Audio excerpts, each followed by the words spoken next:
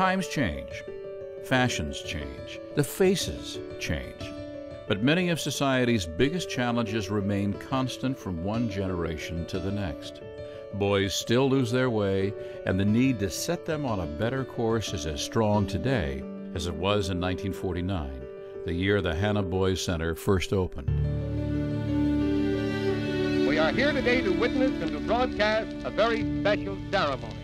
It's the groundbreaking for the Archbishop Hanna Center for Boys. The original campus was quite a feat.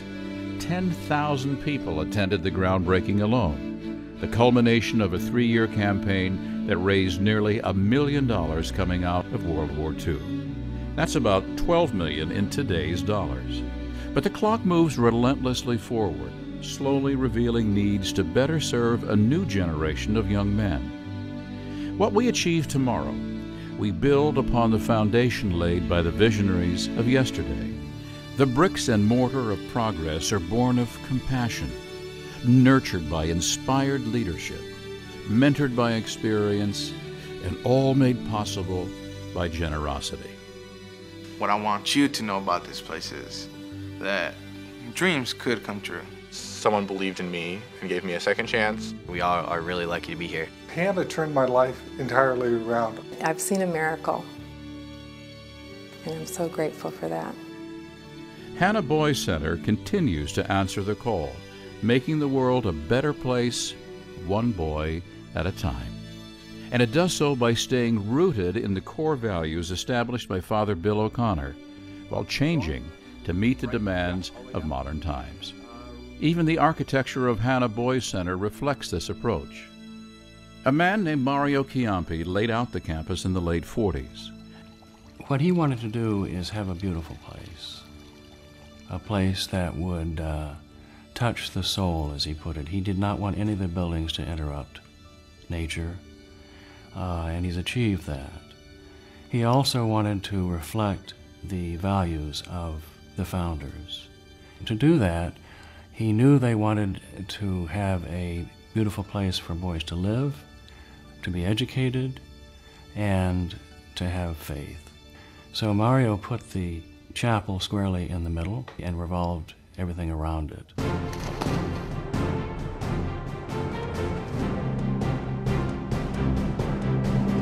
The basic design has stood the test of time.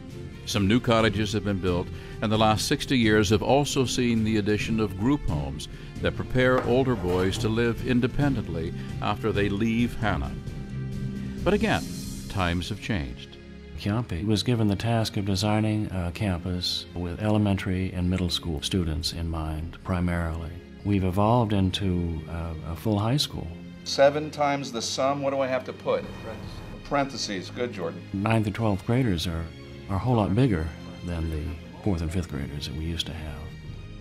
Hanna's at a point where the facilities are too small for the large boys or young men that are now here. Our ball fields are too small, the classrooms are too small. Archbishop Hanna High School now competes athletically with other high schools in the Sonoma Valley and Bay Area. But Hanna plays no home games because the baseball and soccer fields, for example, were built with smaller dimensions for younger children. Upgrading athletic fields to high school regulation size would be a major boost to school spirit and self-esteem, fostering in the boys a more normalized view of themselves. Physical size is one thing. Function and mission are another. One of the campaign's top priorities is to build an admissions and alumni center. It's very important to us that when the boys come to see the campus for the first time, that they have a place where they can gather. It's also where they can see the history of the place. Also a place where they are challenged to sign their papers. So all of that is consolidated into one place. The construction of a new admissions and alumni center would also allow Hanna to reopen the Notre Dame cottage, which has been used for meeting and conference space and has been the temporary home of Hanna's History Center. Returning the cottage to residential use would allow 12 more boys to attend Hanna, while relocating all of Hanna's history pieces into part of the Admissions and Alumni Center. The plans would also realign Campus Drive. Another strong priority of the campaign would add a multi-use auditorium located across a courtyard from the Admissions and Alumni Center. Our current auditorium is really old. It doesn't meet earthquake standards, and it's just too small. This new auditorium would be wonderful because our boys need a place where they can express themselves, to make their education here at Hanna as wide as possible. To have an auditorium where we could showcase our talents and welcome the community, as well as invite the community to share their talents with us, is something that really excites us here at Hanna. If the founders of Hanna Boys Center had ever thought to themselves, "We're good enough just the way we are," the stunning record of accomplishments over the last 60 years would not be what it is. Each generation of leadership at Hanna has said, "We can do more. We can be better." Quality of education and healthy student life are the keys to this vision. Ever mindful of the future, always rooted in its past, Hanna Boys Center gauges progress by some standards that change every day, and by some that have remained constant from day one. Hanna's not going to change. Hanna's not just the facilities and the structure. Hanna's more a home. There's not a boy out there that Hanna won't extend their hand out to, whether it's to help them, whether it's to comfort them, or whether it's for them to just keep in touch. Programs like Hanna Boys Center are never allowed finishing touches. You can't just build it and walk away. Hanna continues to evolve.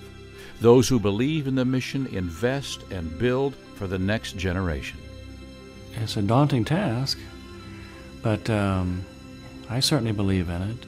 I believe we can attain the goal, but we can't do this by ourselves. We need people to help us. We depend absolutely on the goodwill and the charity and the gifts of people. Hanna Boys Center did a lot for me, and so I like to return favors. I feel privileged to be a representative at Hanna Center. I think they've done great for the kids. Hanna changed my life, and any chance that it could change someone who is like me, then I'd definitely be willing to contribute to that, because even if it's only $1 that you're giving, that's still helping a kid.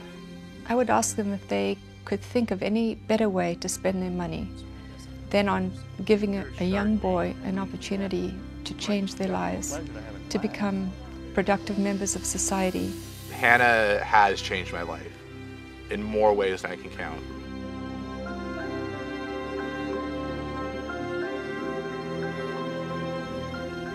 I'm fully behind the capital campaign because I know I'm really making a difference to the boys and to the community and to society as a whole. To see the successes, to be part of a boy's success in going through the program, it's a rare opportunity.